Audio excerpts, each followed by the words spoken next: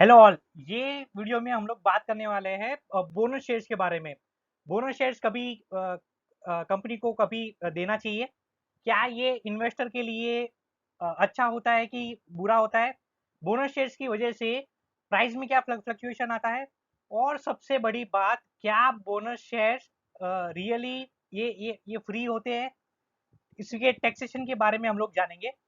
सो bonus shares आखिर में क्या होता है? तो कभी भी कंपनी जब भी अच्छा परफॉर्म कर रही होती है तो कंपनी ज़्यादातर बोनस इशू करती है। सो वहाँ पे क्या होता है कि 1:1 या 1:2, अगर वो हिसाब से अगर कंपनी अपना शेयर्स इशू करती है बोनस, तो एक के सामने एक या एक के सामने दो कंपनी बोनस अपना इशू करती है। तो जहाँ तक हम लोग लास्ट 2006 से मैं अब तक का बात करूँ, तो ये 2022 में हाईएस्ट 140 कंपनियों ने ये साल 2022 में बोनस डिक्लेयर किया है, जो 2006 में से ज़्यादा हो गया है। लास्ट 2006 में सबसे ज़्यादा बोनस इशू किया था। जनरली जब भी मार्केट नया नया हाई बनाते रहता है, अच्छी ट्रेजरी, अच्छी लाइन पे अगर वो ट्रेड करता रहता है, तभी जाके वहाँ पे कंपनियां बोनस सबसे ज़्यादा डिक्लेयर करती है। तो पहले हम लोग ये जानते हैं कि क्या ये जो बोनस है वो सही में फ्री में है कि नहीं है। सो बोनस शेयर्स में क्या होता है कि ज़्यादातर जो कंपनियां होती है जब भी बोनस डिक्लेयर करती है तो वो प्राइस में एक तो वो एडजस्ट हो जाता है, तो उसका कोई भी बेनिफिट आपको नहीं मिल पाता है। समझो कि आपके पास 100 रुपये का एक शेयर है और एक पे एक अगर बोनस इश्यू किया है, तो प्राइस उसका घट के 50 रुपीज़ हो जाएगा और आपके पास जो क्वांटिटी है वो डबल हो जाएगा। तो उससे आपको कोई बेनिफिट नहीं होगा। तो आखिरकार कंपनियां बोनस डिक्लेयर क्यों करती है? तो ज़्यादातर देखा हुआ है, जब भी प्राइस कंपनी का 4 डिजिट में 5 डिजिट में चलता होता है, तो वो टाइम पे बोनस इश्यू करना एक सेंस बनता भी है। आज किसी भी इन्वेस्टर की मेंटालिटी ये होती है कि उनके पास ज़्यादा नंबर ऑफ शेयर्स हो, क्वांटिटी ज़्यादा हो और प्राइस कम हो। आपने आप कभी भी देखो, 1000 रुपये से कम का शेयर, 100 रुपये से कम का शेयर, 20-30 रुपीज़ वाला शेयर, ये बहुत ज़्यादा कंपनी इन्वेस्टरों को वो अट्रैक्ट करता है और मार्केट में लिक्विडिटी भी ज़्यादा बनाए रखता है।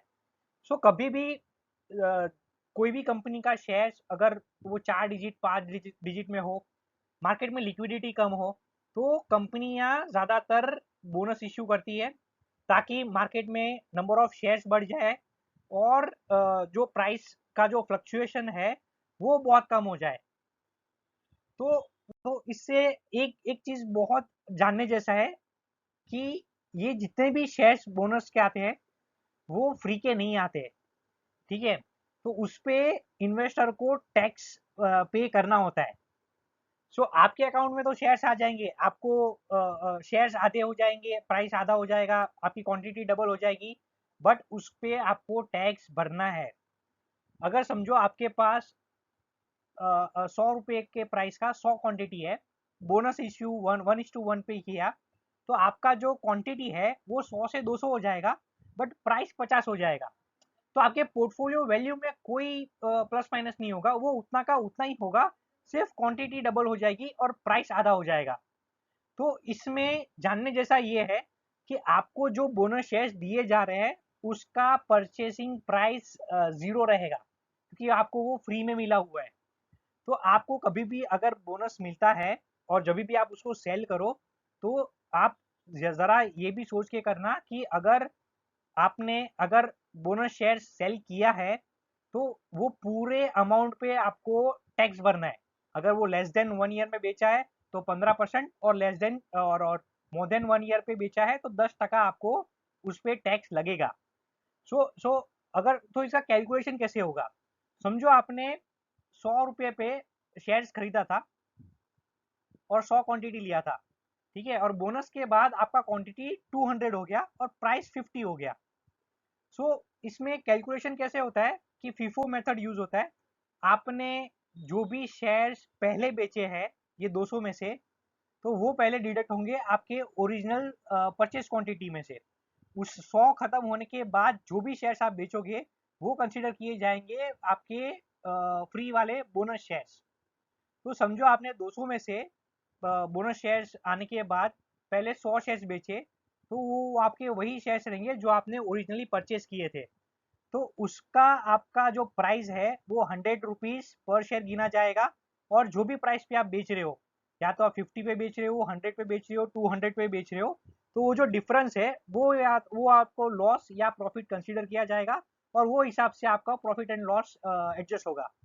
और बोनस का जो शेयर्स है वो आपने पहले ये 100 सेल करने के बाद रिमेनिंग 100 आप जब भी सेल करते हो तो आपका परचेज प्राइस 0 रुपीज गिना जाएगा, और पूरे प्राइस पे आपको टैक्स देना है। आपके अकाउंट में शेयर्स आने के बाद 1 साल के बाद अगर आप बेचते हो तो वो LTCG 10% के हिसाब से लगेगा, और विद इन 1 ईयर बेचते हो तो आपको 15% टैक्स लगेगा। बोनस शेयर्स पे टैक्स आपको देना ही देना है, ये आप ध्यान में रखिए। और यहाँ पे कभी भी कोई भी कंपनी अगर बोनस इश्यू करता है तो इन्वेस्टर को क्या करना चाहिए? पहले आपको कंपनी का इंटेंशन देखना चाहिए कि वो कभी इश्यू कर रही है, कंपनी प्रॉफिटेबल है कि नहीं। तो वो हिसाब से आपको सेंस बनेगा कि कंपनी मतलब ये बोनस आपके लिए फायदेमंद आगे जाके हो सकता है कि नहीं। इसमें आपको मैं एक ही एग्जांपल दूंगा। अगर कोई भी कंपनी का ग्रोथ अच्छा नहीं आ रहा है, अच्छा परफॉर्म नहीं कर रही है, फॉर एग्जांपल नाइका, उन्होंने पहले साल ही अपना बोनस डिक्लेयर कर दिया, जो मेरी नज़र में वो गलत है। कंपनी का प्राइस ऊपर से टूटते आ रहा था और उन्होंने बोनस डिक्लेयर कर दिया।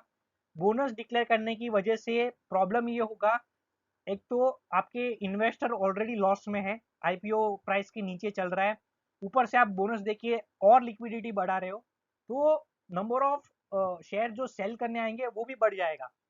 प्लस ऑलरेडी आपके इन्वेस्टर लॉस में है और आप बोनस इशू करोगे तो बोनस शेयर्स पे आपको इन्वेस्टर को टैक्स भी भरना है। सो लॉस में रहने के बाद भी बोनस शेयर्स जब भी सेल होंगे नाइका में, वो इन्वेस्टर को उस पर टैक्स भी भरना होगा।